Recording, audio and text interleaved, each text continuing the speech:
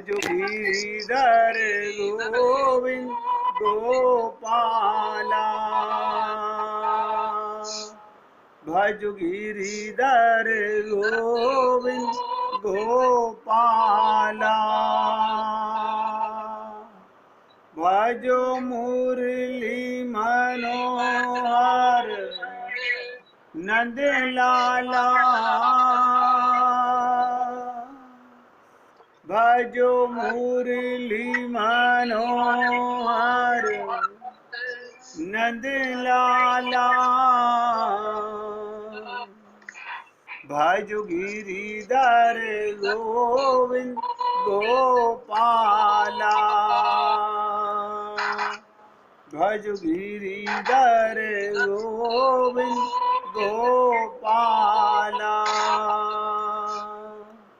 भजो मुरली मनोहर नंद लाला, भजो मुरली मनोहर नंद लाला, भज गिरिधर गोविंद गोपाला, भज गिरिधर गोविंद गोपाला, बोलिए वृंदावन बिहारी लाल की जय, जय जय श्री राधे, जय जय श्री राधे।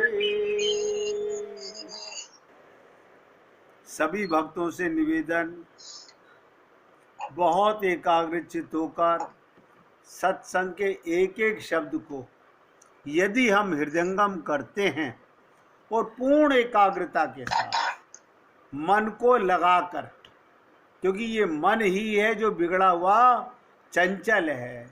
हमें शरीर को तो बैठाने की आदत पड़ गई है, शरीर तो हमारा सत्संग में बैठा रहता है, लेकिन मन नहीं बैठता। मन इतना सा मौका मिले न जाने कहाँ भाग जाता है। किसी से पूछो कि तुम्हारा सच्चा बंधु कौन, सब कहेंगे परमात्मा, सब कहेंगे हमारा भगवान। लेकिन ये जीव पाना चाहता है राम रस,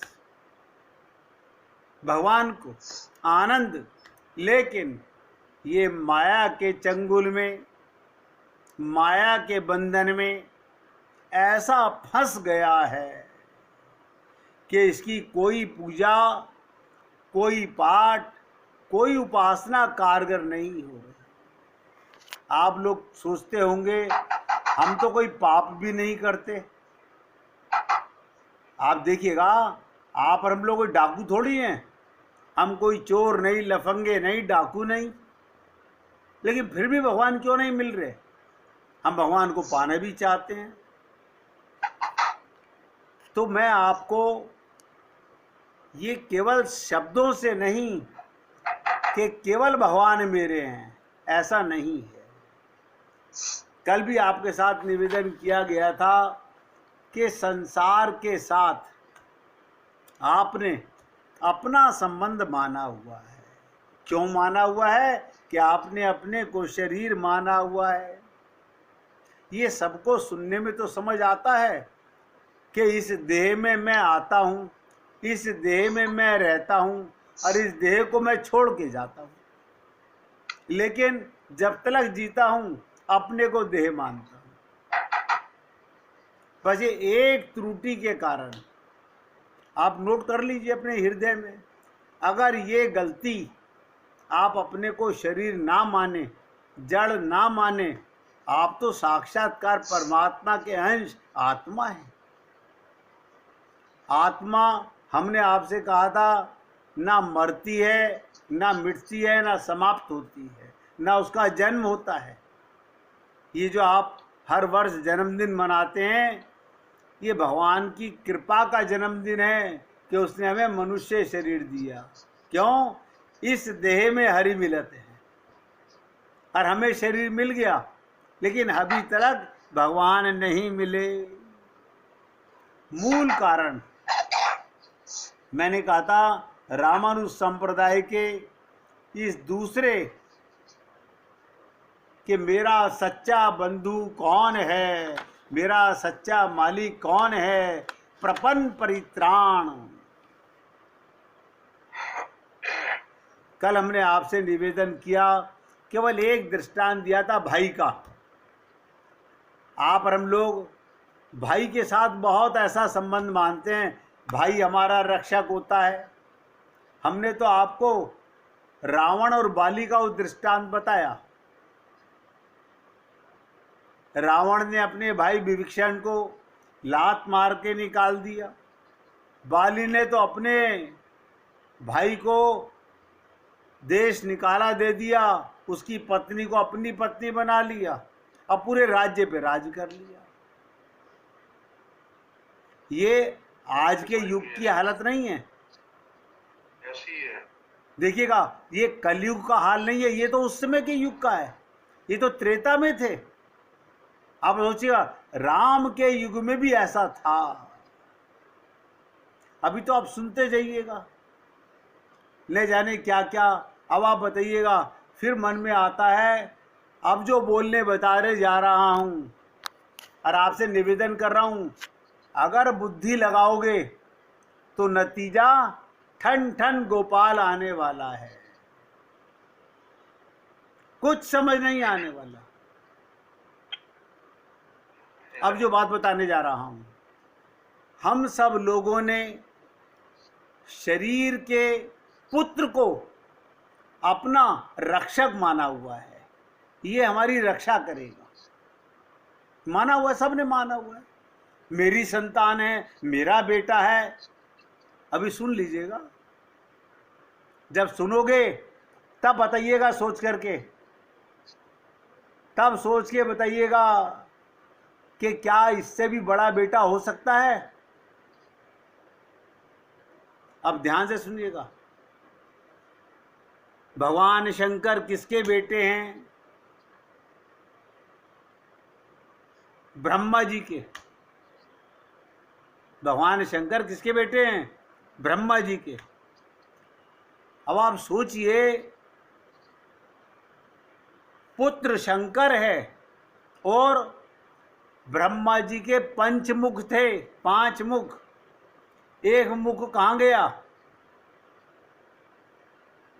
आप लोगों ने सुना हो कि 5 मुख थे ब्रह्मा के, एक मुख कहाँ गया? पता है आप लोगों को? भगवान शंकर ने अपने पिता ब्रह्मा का एक सर काट दिया है। सोचिएगा इन बातों को। भगवान शंकर ने अपने बेटे गणेश का सर काट दिया। समझ रहे हैं? भोला स्वभाव होने के कारण भगवान शंकर को भोलेनाथ कहा जाता है, क्योंकि वो अपने भक्तों पर हमेशा कृपा दिखाते हैं और कष्टों से मुक्ति दे देते हैं। त्रिदेवों में, तीनों देवों में भगवान शंकर को बहुत से ग्रंथ तो सबसे बड़ा कहते हैं और सृष्टि को संतुलन बनाए रखने की उनकी अहम भूमिका है।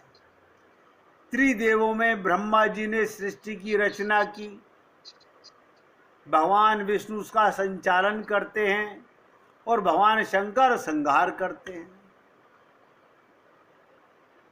भगवान शंकर को जिस प्रकार भोलेपन के कारण जाना जाता है, उसी तरह आप लोगों ने कभी सोचा नहीं होगा, क्रोध अहंकार भी सबसे ज्यादा भगवान शंकर में था। कमाल है। आप तो हम यही सुनते आ रहे थे, वो तो भोले बाबा हैं। ना ना ना ना, उनमें क्रोध भी अनंत है।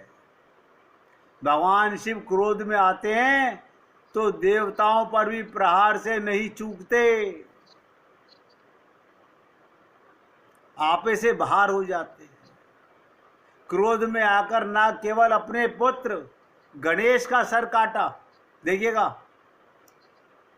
शंकर भगवान ने केवल अपने पुत्र गणेश का सर नहीं काटा, बल्कि इसके अलावा भी बहुत से लोगों के सर काटे हैं। आप लोग तो बोलते हो भोलेनाथ हैं, ये भोलेनाथ तो हैं, लेकिन जब अहंकार आता है, जब क्रोध सर पे चढ़ता है, अब सुन लीजिएगा, क्योंकि आप और हम लोग कहते हैं पुत्र रक्षक होता है।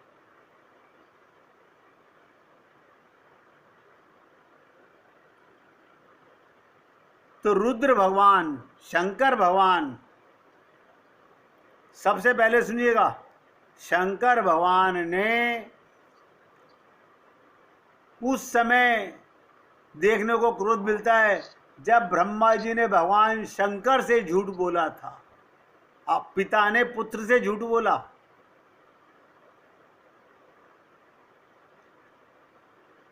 जब उन्होंने जान लिया कि शिवलिंग का आदि और अंत जान लिया, दरअसल ब्रह्मा जी और विष्णु जी के अंदर श्रेष्ठता साबित करने को लेकर होड़ मची हुई थी। ब्रह्मा जी और विष्णु जी में कि कौन शक्तिशाली है।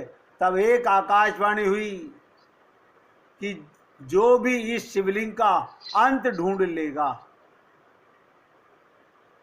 शंकर का अंत ढूंढ लेगा, सर्वाधिक शक्तिशाली वही होगा। लेकिन हजारों साल के बाद भी दोनों में से कोई भी शिवलिंग का आदि और अंत ना खोज सका। आप ताज्जुब करेंगे, आपका आदि और अंत कोई नहीं है। आत्मा का ये अनादि है। अनादि का मतलब इसका कोई अंत नहीं है। आत्मा को किसी ने बनाया था ना, भगवान को किसी ने बनाया था ना, तो हमारा आदि कौन ढूंढेगा, हमारा अंत कौन ढूंढेगा। कोई शिवलिंग आदि को अंत में खोज नहीं पाया। तब ब्रह्मा जी ने झूठ बोला कि उनको अंत मिल गया, और भगवान शिव प्रकट हुए और एक सर काट दिया।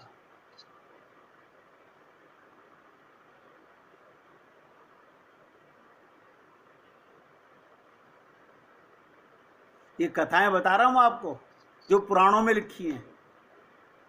ब्रह्मा जी के पंचमुखी थे, पहले 5 मुख थे। बेटे ने उनके सर काटने के बाद भगवान शिव के हाथों में उनका सिर चिपक गया। जहां जहां भगवान शिव जाते वहां वहां उनका सर भी हाथ में लगा हुआ जाता। इन्हें ब्रह्मा हत्या का पाप लग गया था। जब भगवान शिव बद्रीनाथ के पास स्थित ब्रह्म कपाल स्थान के पास पहुंचे तो ब्रह्मा जी का सिर शिव जी के हाथों से छूट गया। भगवान शिव ब्रह्म हत्या के पाप से भी मुक्त हो गए। इसलिए आज भी ब्रह्म कपाल में बहुत से लोग क्या करने जाते हैं, वहां पर श्राद्ध करने जाते हैं बद्रीनाथ में, क्योंकि मान्यता ऐसी है कि जहां श्राद्ध पिंड दान करने से आत्मा को मुक्ति मिल जाती है। अब आप सोचिएगा, और बताऊं, कई पुराणों की कथाएं बता रहा हूं आपको। एक पुराण में लिखा हुआ है भगवान शंकर ने ब्रह्मा का सर क्यों काटा, पता है आपको? भगवान ब्रह्मा जी की सबसे पहले उन्होंने जब सृष्टि की रचना करने के लिए सतरूपा मनु को पैदा किया। आप और हम लोग किसकी संतान है? मनु की संतान है। ये शरीर जो बना, हम मनुष्य क्यों कहलाते हैं? हम मनु की संतान है। तो सतरूपा कौन थी? ब्रह्मा जी की पुत्री, इतना सौंदर्य स्वरूप के ब्रह्मा जी अपनी पुत्री पर आसक्त हो गए। तो भगवान शंकर ने जब सतरूपा की कोई रक्षा ना कर सका, भगवान शंकर के पास गई, तो भगवान शंकर ने ब्रह्मा जी की एक गर्दन काट दी। तब से ब्रह्मा जी चतुर्मुख के कहलाते हैं। पहले ये पंचमुख के ब्रह्मा थे। आप बातें करते हो कि हमारी औलाद तो हमारी रक्षा करेगी, और बता देता हूं, ब्रह्मा जी के पुत्र प्रजापति दक्ष का भी सर भगवान शंकर ने कटवा दिया, पता है ना। अपने ससुर का भी सर कटवाया। सती के पिता कौन थे? दक्ष प्रजापति। उनके सर काटने का कारण कौन बने? सती भगवान शिव से शादी के बाद यज्ञ में शामिल होने के लिए अपने मायके पहुंची। तब प्रजापति ने भगवान शिव के बारे में अपशब्दों का प्रयोग किया, जिससे क्रोध में आकर देवी ने, सती ने हवन कुंड में कूदकर आत्महत्या कर ली, और शंकर भगवान क्रोधित होकर प्रजापति दक्ष का सर काट दिया। बाद में ब्रह्मा जी के कहने पर बकरे का सर लगा दिया।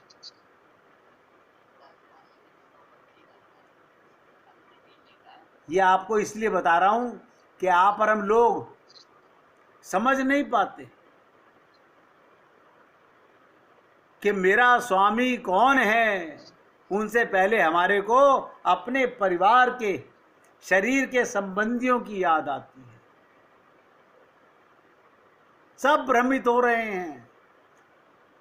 भगवान शंकर का क्रोध देखो, अपने पुत्र गणेश का भी सर काट दिया। इनको सूंड जो लगी हुई है, गणेश जी को हाथी का सर कैसे लगा?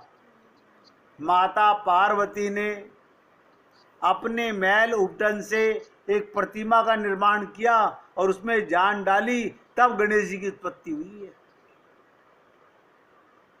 एक बार माता पार्वती स्नान करने गईं, तो अपने पुत्र को बाहर खड़ा करके गई और उन्होंने बालक से कहा कि किसी को अंदर मत आने देना। कुछ देर के बाद भगवान शंकर आए और अंदर जाने लगे, तभी गणेश जी ने रोका। इससे भगवान शंकर क्रोधित हो गए और दोनों के बीच युद्ध हुआ। क्रोध में आकर भगवान शंकर ने गणेश जी का भी सर धड़ से अलग कर दिया। पार्वती विलाप करने लगी। उनकी क्रोध अग्नि से सृष्टि में हाहाकार मच गया। सृष्टि को बचाने के लिए भगवान शंकर ने एक हाथी के बच्चे के लिए काट के गर्दन गणेश जी के धड़ पे जोड़ दिया। आप हमने क्या बोलते हैं कि भगवान शंकर को हम तो भोलेनाथ समझते हैं। मैं तो आप लोगों को केवल बता रहा हूं, ये कथाएं मेरे घर से नहीं आई हैं, ये पुराणों में लिखी हुई हैं। अभी कैसे समझ पाएंगे कि मेरा स्वामी कौन? ताकि आपको पहले ये पता चले कौन नहीं है। अब देखिएगा, भगवान शंकर ने इतना ही नहीं, जलंधर का भी गला काट दिया। एक बार क्रोध में आकर भगवान शिव का तीसरा नेत्र खुल गया, जिससे अग्नि प्रकट हुई। इसी कोपाग्नि में एक बालक का जन्म हुआ। बालक को सागर का आश्रय मिला और उन्हें लहरों से बड़ा हुआ। वो बालक बड़ा होकर के काफी क्रूर और दंभी असुर जलंधर हुआ। जलंधर सागर का जातक पुत्र था। उसके अत्याचार से सभी परेशान थे। वो इतना क्रूर था, उसने अपने गुरु शुक्राचार्य जी का भी निरादर किया। देवी लक्ष्मी सागर की पुत्री हैं, इसलिए जलंधर को लक्ष्मी का जातक भाई माना जाता है। लक्ष्मी जी जलंधर की बहन हैं। लक्ष्मी जी ने भगवान विष्णु को वचन लिया कि वो जलंधर की हत्या नहीं करेंगे। देखिएगा, आप मेरे भाई की हत्या नहीं करेंगे, वो राक्षस है। और जलंधर की पत्नी वृंदा एक पतिव्रता नारी थी, जो भगवान विष्णु की अनन्य भक्ता थी। उसके तपोबल से जलंधर और शक्तिशाली हो गया था। इससे जलंधर देवताओं के लिए चुनौती बन गया और देवी पार्वती पर, ध्यान दो, देवी पार्वती पर जलंधर बुरी नजर रखने लगा।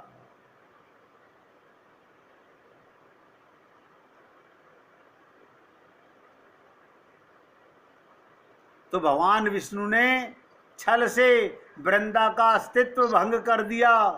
इसके बाद भगवान शिव ने जलंधर का सर धड़ से अलग कर दिया। जब वृंदा को इसका पता चला, उसने भगवान विष्णु को श्राप दिया।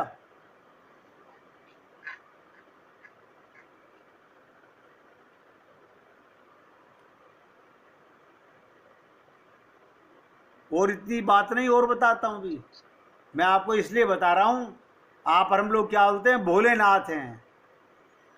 जब देवताओं ने भगवान शंकर की समाधि तोड़ने के लिए कामदेव को सामने भेजा, तो क्या किया था इन्होंने? अपने तीसरे नेत्र से कामदेव को भस्म कर दिया।